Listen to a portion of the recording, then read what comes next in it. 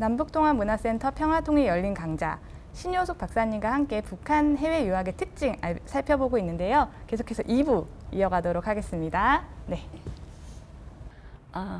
두 번째 역사적 사건은 북한 정권 탄생과 소련 중심 유학생 파견 시기입니다. 이 시기를 가장 잘 보여줄 수 있는 이런 자료들을 모아봤는데요. 소련 군정기 북한의 교육과 북한사의 변화와 고등인력 양성과 정책은 소련 군정 형성 시기에 북한 교육 제도가 어떻게 형성이 되었고, 그리고 군정 시기다 보니까 정치, 경제, 사회, 문화 모든 분야가 바로 소련에 영향력을 미치던 시기이기 때문에 그러한 제도나 교육들이 어떻게 영향력을 미쳤는지를 바로 그 소련의 외교 문서를 통해서 그 유학의 그 현황들을 잘 보여주고 있습니다. 그리고 북한을 움직이는 테크노크라트라고 하는 것은 그 당시에 소련 유학이 전 분야에 걸쳐 있었지만 특히 과학기술 분야에 중점적으로 이제 초점을 뒀습니다. 그리고 우리가 보통 과학기술 분야를 생각을 하게 되면 과학기술의 정점은 핵개발이라고 생각을 하게 됩니다. 과연 북한이 언제부터 핵개발을 했을까라고 궁금해하는데 벌써 40년대 말, 50년대부터 준비했다는 걸 알 수가 있는 게 이 당시에 박관호, 정근 이런 분들이 바로 모스크바 대학에 그리고 두부나 핵연합연구소라고 하는 게 핵과 관련된 최신 이론들을 소련에 가서 배우고 돌아와서 바로 50년대부터 이러한 상황들을 후배들에게 바로 이제 전수하는 이런 내용들을 볼 수가 있습니다. 그러면 왜 소련 중심으로 유학생을 파견했을까 하는 겁니다. 우리는 이 당시에 45년부터 48년도가 미국 군정기였어요. 미국의 통치하에 있던 시기. 북한은 마찬가지로 소련 군정기 시기였습니다. 이때 가장 중요한 과업은 일제를 몰아내는 거였어요. 일제잔재를 청산을 하면서 국가 건설을 하는 것이었고 인민 생활을 정상화시키는 것이었습니다. 그럼 이제 인민 생활을 정상화시킬 때 북한에 그 당시에 다양한 산업 시설들이 있는데 일제 전문가들을 기술자들 다 쫓아냈어요. 그럼 없어요. 그러면 이제 북한의 사람들이 이 자리를 차지하게 되는데 그럼 누가 이 자리를 차지하는가? 북한 사람으로는 너무 부족했어요. 그래서 여기에 전문가와 기술자들을 이제 넣어야 되는데 바로 민족 간부가 필요했죠. 근데 이제 민족 간부가 그냥 민족 간부가 아니라 공산주의 정신으로 무장된 사람이 필요했어요. 그걸 북한에서는 어떤 용어를 쓰냐면 사회주의적 민족 간부란 용어를 써요. 그래서 이제 사회주의적 민족 간부들이 가학 속에 들어가게 되는데 이제 이런 인재가 부족하다 보니까 소련 군장에서는 고문이라는 형태로 각 기관의 고문이 자문을 해주는 것이죠. 그 다음에 주목을 받았던 것이 소련계 한인이에요. 우리 소련계 한인이 누구일까요? 고려인입니다. 뭐냐면 그 한국말을 알면서 사회주의 사상을 잘 아는 소련의 국적을 가진 사람. 그 사람이 말이 고려인 소련과 한인을 주목을 하기 시작했고 이때 이제 교육계에 들어갔던 사람 대표적으로 남일, 박일 그리고 강상호 씨를 들 수가 있어요. 남일 하게 되면 그 당시에 교육국 부국장이었는데 남일은 어떻게 더 잘 알려 있냐면 우리 1953년에 우리 정전협정, 한국전쟁이 끝나는 정전협정을 할 때 이 남일이 그러니까 북한과 중국의 그 연합군 사련 대표로서 사인을 해요. 그게 남일이고 박일은 그 남북이 이렇게 분단이 됐을 때 북한에는 종합대학이 하나도 없었어요. 남한의 경우에는 경성제국대학, 서울대학교가 있었죠. 그래서 이제 김일성 종합대학을 창립을 하는데 대학을 어떻게 만들지, 교수는 누가 해야 될지, 뭘 가르쳐야 될지 이런 상황에서 이제 소련계 한인으로서 그때 박일이 부총장으로 임명이 되게 되고 또 하나 이제 당 간부가 중요하다 보니까 강상호 씨 같은 경우에는 당 간부, 당 정치간부 학교에 이제 교장 역할을 하는 이렇게 하게 됩니다. 그런데 이제 이런 사람으로도 부족했기 때문에 바로 대거 유학생을 소련에 파견하게 되는 것입니다. 그러면 바로 이렇게 소련으로 북한 유학생을 파견하게 되는데 언제부터 파견하는가? 그 현황은 어떤가? 바로 46년 정권 수립 바로 다음 46년에 230명이라고 하는 대거 이것도 엄청난 사람들을 소련으로 보내요. 근데 여기에는 이게 모든 분야가 다 망라돼서 다 골고루 나눠서 이제 유학을 보내게 되는데 이 230명 숫자에는 기술 인력, 산업 인력, 예를 들면 이렇게 산업 시찰단 이 숫자를 뺀 거예요. 이렇게 해서 거의 55년까지 300명 미만으로 계속 파견을 했습니다. 그러다가 56년에 8월 종파 사건이 북한에서 딱 벌어지게 되면서 이걸 최소한으로 파견하거나 아예 안 보내거나 이렇게 바뀌게 됩니다. 그러면 이제 두 번째 역사적 사건은 뭐냐면 바로 50년대 1950년 한국전쟁이 벌어져요. 한국전쟁이 벌어지면서 이 이후에 유학생 정책은 바로 유학생과 더불어 전쟁고아를 파견했던 시기라고 할 수 있습니다. 이 두 화면을 이제 딱 뽑았던 이유는 뭐냐면 이 시기에 유학생 정책을 너무 적나라하게 잘 보여주는 게 이 두 가지예요. 여기 황정엽 씨는 주체 사상의 창시자. 1949년도에 모스크바 대학에 유학생으로 가게 됩니다. 그리고 이쪽은 1951년부터 전쟁 고아로서 갑자기 부모를 잃고 아무도 없는 상황에서 정말 아무 혈육도 없는 동유럽에 만약에 뿔뿔이 여러 나라에 흩어져서 거의 5천 명에 가까운 전쟁 고아들이 파견되는 이런 상황입니다. 그래서 황정엽 같은 경우에는 1949년도에 모스크바 대학의 철학연구원으로 들어가요. 그때 이제 학위 과정으로 들어갑니다. 그래서 4년 동안 학위를 마치고 53년에 북한에 와서 김일성 종합대학의 교수, 그리고 북한의 가장 중요한 이념, 철학, 주체 철학을 창시를 하고 엘리트로서 이제 성장한 이런 사람이라고 할 수가 있습니다. 예, 그리고 이제 폴란드로 간 아이들, 그리고 전쟁. 그러면 이 한국 전쟁 시기의 유학생 정책의 첫 번째 특징은 뭐냐면 이 이전은 소련만 유학생을 파견했어요. 근데 전쟁이 나면서 이 소련 외에 중국, 폴란드, 헝가리 모든 국가로 이제 유학생을 대거 투입을 하고 전쟁 고아들을 보내게 됩니다. 얼마나 많은 숫자였는가라고 하는 것은 여기 유학생 숫자와 별도로 전쟁 고아만 하더라도 폴란드에 1,000명, 이게 이제 56년 3월에 그 소련의 외교 문서에 있던 그 내용을 그대로 옮긴 것입니다. 폴란드 1,000명, 루마니아 1,700명, 체코슬로바키아 700명, 그리고 해서 동유럽에 5,000명, 그리고 중국에 2만여 명이 아이들이 바로 공부하고 있다라고 나오고 있습니다. 그래서 이제 이 아이들이 나중에 50년대 중반에 북한에 들어와서 바로 활동을 하게 되는 것입니다. 이것과 더불어서 그럼 이렇게 유학생 정책의 변화가 되는데 왜 변화가 됐을까? 이것은 바로 국제정치적인 흐름을 봐야 되겠습니다. 그래서 이제 소련 정책의 흐름과 관련돼서 이걸 가져왔는데 여기 북한 김일성 왕조 비사의 저자는 이문입니다. 이 사람의 본명은 허웅배입니다. 그리고 이제 이 사람의 아내가 최선홍 여사인데 제가 2002년도에 이분하고 이제 인터뷰를 했었어요. 두 분 다 북한 유학생이었습니다. 근데 이제 북한 김일성 왕조 성립비사 이 책이 82년도에 출판이 됐었고 저는 북한을 공부할 때인데 이것이 나오고 난 다음에 너무 말이 많았어요. 아니 김일성은 주체 사상이고 정말 이렇게 주체 사상에 단독적으로 국가를 만들었는데 비사? 모르는 이야기, 숨겨 있는 역사? 그리고 이 책의 주요 내용은 뭐냐 하면 김일성은 단독으로 국가를 한 게 아니라 소련 궁정의 꼭두각시 정권이었다. 그리고 소련의 제도와 이념을 그대로 이렇게 옮겨놓은 게 바로 북한 정권이다. 그리고 이 북한 정권의 중요한 역할을 했던 것이 바로 소련계 한인이었다고 하면서 소련계 한인들의 그런 이름이나 역할이나 내용들을 쫙 해놨어요. 그러니까 처음에 이게 거짓말이다, 말도 안 된다 했는데 조금 지나고 보니까, 그리고 제가 이제 소련의 외교 문서를 보다 보니까 여기에 상당 부분이 사실이라고 하는 것이 드러났습니다. 그런데 그럼 왜 이걸 가져왔냐면 허웅배 같은 경우가 한국 전쟁 시기에 소련 이제 유학을 갔고 바로 모스크바 국립영화대학에 유학을 했었어요. 하는 과정에서 57년도에 모스크바에서 유학생 대회가 열렸습니다. 이때 유학생 대표로 나가서 뭐라고 했냐면 북한 정권도 듣고 있는데 왜 북한은 김일성 우상 숭배를 하느냐라고 비판을 했어요.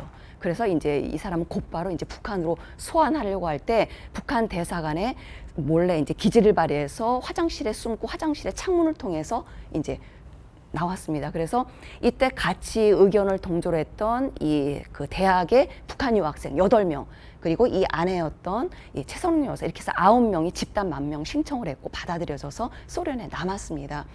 그리고 이제 최선홍 여사도 주목해봐야 될 게 이분은 만경대 혁명학원 출신이에요. 그리고 만경대 혁명학원은 누가 가죠? 선생님 아시죠? 누가 들어가죠? 만경대 혁명학원?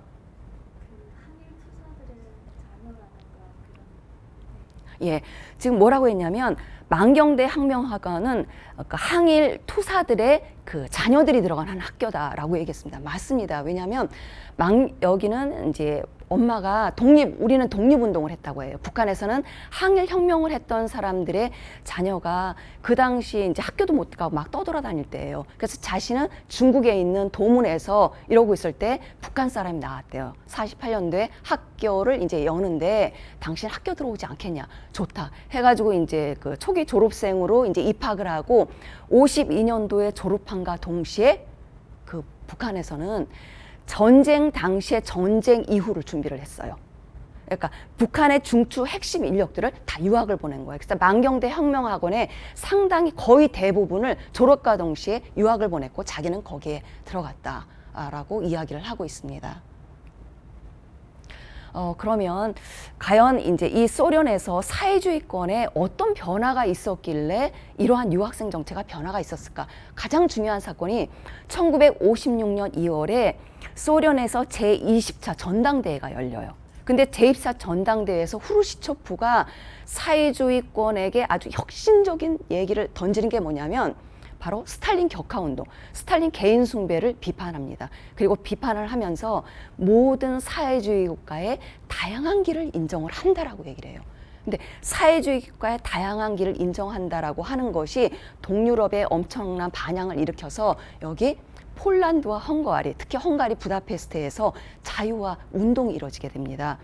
그래서 이제 자유화 운동이 이루어질 때 특히 헝가리 같은 경우에는 시민과 청년들이 대학생들이 몰려 나와서 뭐라고 데모를 하냐 하면 헝가리에 주둔하고 있던 소련군 철수해라. 그리고 자유선거를 허용해라 라고 했는데 아니 사회주의의 다양한 길을 인정을 했잖아요. 그러면 이거 받아들여야 되잖아요. 헝가리에 주둔해 있던 소련군이 탱크 1000여 대를 밀고 와서 다 쏴 죽입니다. 그래서 몇천 명의 이제 무관 시민들이 죽고 수만 명이 망명을 하게 되는 이런 결과를 있게 됩니다. 그럼 이와 더불어서 여기 북한에서는 어떤 일이 일어나는가? 바로 56년 북한 역사의 가장 중요한 8월 종파 사건이 일어나요. 8월 종파 사건이라고 하는 건 그 8월 종파 그 전체 회의가 있었을 때 거기에서 소련파, 연안파 이런 김일성 정권에 대해서 약간 이제 비판적인 입장이 있던 사람들이 사회주의 종주국인 소련에서도 바로 개인 숭배 비판하는데 왜 북한은 개인 숭배를 하려고 하느냐라고 하면서 김일성 정부를 비판해요. 그때 이제 세력이 약했던 김일성은 약간 주춤해 있다가 어느 정도 세를 확장을 해서 다시 반종파 투쟁을 벌려나가면서 연안파, 그러니까 연안파라고 하는 건 중국 중심의 이런 세력들, 소련파, 소련 중심의 세력들을 다 숙청을 하고 일부는 다시 본국으로 돌아가게 되는 이런 상황이 벌어집니다. 이럴 때 바로 북한으로서는 뭘 걱정하죠? 소련, 중국, 이렇게 동유럽에 엄청나게 많은 유학생들이 있었어요. 그러니까 전쟁거와 유학생들을 다 소환을 시킵니다. 그리고 이제 이 유학생으로 있던 전쟁고아로 있던 이런 학생들의 경우에는 혹시 이렇게 자유화 물결이 있었던 이 나라에 있었는데 북한에 가면 혹시 나 숙청당하는 거 아니야? 그래서 중간에 또 몇십 명들이 이렇게 약간 망명을 신청한다든가 이렇게 되고 이렇게 생겼을 때 북한에서 취할 수 있는 조치는 바로 이제 유학생을 이제 파견하지 않겠다. 아니면 국가 간의 숫자로 최소한도만 파견하겠다. 이렇게 해서 바뀌게 되는 것입니다. 여기까지 이제 정리를 하고 혹시 질문 있으시면 질문 받겠습니다. 네, 교수님 강의 너무 잘 들었고요. 그 헝가리를 비롯해서 동유럽 국가에 5천여 명의 고아들이 파견이 되었었잖아요. 그 아이들이 거기에서 자유화의 그런 사상이나 그런 영향을 많이 받았다고 생각이 드는데 그 아이들이 북한으로 소환됐을 때 운명이라던가 어떻게 되었는지가 너무 궁금합니다. 예, 그러니까 저도 이제 이 당시에 전쟁고아 그리고 유학생들의 이런 상황을 보면서 궁금했던 게 얘네들이 북한 가서 어땠을까라고 하는 거예요. 근데 북한 책에는 이게 저서에는 나와 있지 않아요. 근데 제가 그 당시 소련 외교문서에는 그것이 너무 생생하게 나와 있었어요. 예를 들면 이렇게 소환하려고 할 때 일부의 경우에는 나 북한 가면 안 되겠다 해가지고 망명 신청해서 남았던 이런 경우들도 이제 있고요. 그리고 이제 소환된 학생들의 경우에는 우선 이제 문서에 나오는 게 우선 거리에서 막 들어오는데 북한 하게 되면 똑같이 걸어야 되는데 애들이 건들하면서 이제 가는 모습들, 그러다가 이제 이 인솔했던 사람들이 이렇게 해 하니까 우 하면서 약간 좀 이제 거부하는 이런 반응들을 이제 볼 수 있었다. 그러니까 사상 개조를 좀 해야 되겠다. 이제 이런 문구들이 나왔고, 그리고 이제 집중적으로 모아놓고 거의 이제 몇 달 정도씩 이제 교육을 시켰어요. 이제 교육을 시키는데, 교육을 할 때 일부 학생들의 경우에는 아니 동유럽이나 이런 소련에서는 이렇게 사회주의 다양성을 인정하고 개인 숭배를 안 한다고 하는데 왜 북한에서는 이래요? 그리고 이것과 이것은 왜 달라요? 하면서 질문을 할 때 교수들이 너무 난처해했다. 이제 이런 상황들이 나옵니다. 그리고 이제 북한의 또 이제 그 자료들을 보게 되면 이 중에서도 정말 문제가 있다고 하는 경우에는 갑자기 보이지 않게 사라져버리는, 숙청하는 이런 상황들이 나오고, 그래서 이제 상당히 많은 경우에는 이제 교육을 통해서 다시 다 이제 직장에 배치를 받고 활동을 했다고 이렇게 보시면 될 것 같습니다. 정말 강의 너무 재밌었고, 제가 궁금한 건 이제 전 세계 각지로 유학생들이 파견이 되었는데 그 관리가 5,000명, 몇만 명 정도가 되면 그 인원들 개인에 대한 하나하나에 대한 관리가 어려울 것 같은데, 따로 그 유학생들을 관리하는 팀이나 유학생을 관리하는 조직이 있는지 궁금합니다.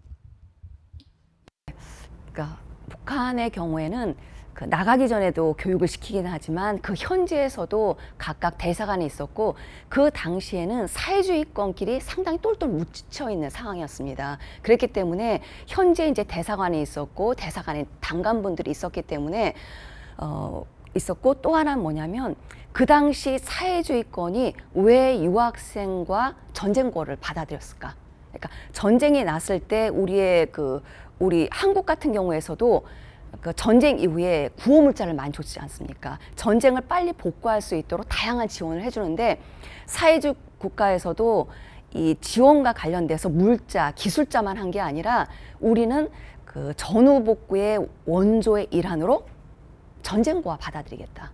전쟁고의 일환으로 바로 유학생 받아들이겠다, 이런 것이었거든요. 그러다 보니까 그 국가에 있는 그 파견국에 있는 사람과 북한에 있는 담당자들과 좀 더 현재보다는 좀 긴밀한 연계가 되어 있었을 것이고, 그리고 파견됐던 당 간부들이 수시로 이 아이들을 이제 동향을 보고한다든지 이런 상황들이 있었을 것으로 보입니다.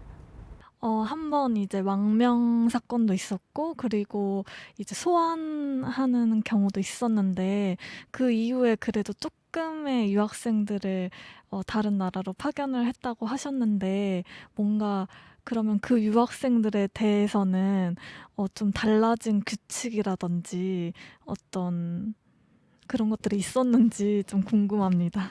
예. 그 가장 대표적인 예로 이제 전쟁고아가 이제 다 소환되는 게 56년부터 해서 60년 정도가 되면 거의 다 이제 들어오게 됩니다. 그러니까 이제 국가 간의 긴밀한 협정, 그러니까 국비 유학생 중심으로 해서 보게 되니까 이제 70년대가 거의 이제 아마 최소한 몇십 명 정도 국가별로 이런 정도로 이제 적게 보냈던 것으로 보여집니다. 그건 보는 게 제가 이제 러시아 고문서에 의하면 이 45년부터 80년대까지 유학생 보낸 현황이 쭉 나오게 됩니다. 소련 같은 경우에는 보통 80년대에 적게는 60명에서 많게는 300명가량, 그게 이제 국비 유학생만, 그것도 러시아만 그렇게, 소련만 그렇게 보냈거든요. 그러면 그 다른 국가는 좀 더 적은 숫자였기는 하지만 아마 이제 몇십 명 단위 이렇게 해서 이제 보냈을 것으로 보여지고, 그럴 경우에는 이렇게 숫자가 적다라고 하는 건 그만큼 관리가 좀 더 용이하다는 것이죠. 그래서 그 당시에는 북한에서는 해외 유학생이 가게 되면 매주 생활총화를 합니다. 북한에서와 마찬가지로. 그러면 이제 그것도 대사관이 있는 경우는 대사관에 들어가서 매주 생활총화를 합니다. 어떻게 생활하는지, 공부 잘하는지, 문제가 없는지. 그렇게 해서 과거에는 그렇게 운영이 됐다고 보시면 될 것 같습니다. 진짜 질문들에 대한 답변까지 너무 잘 들어봤고요. 계속 또 다음 시기에는 또 어떤 특징이 있는지 또 어떤 점이 달라졌는지 너무 궁금한데 계속해서 3부에서 이어서 듣도록 하겠습니다.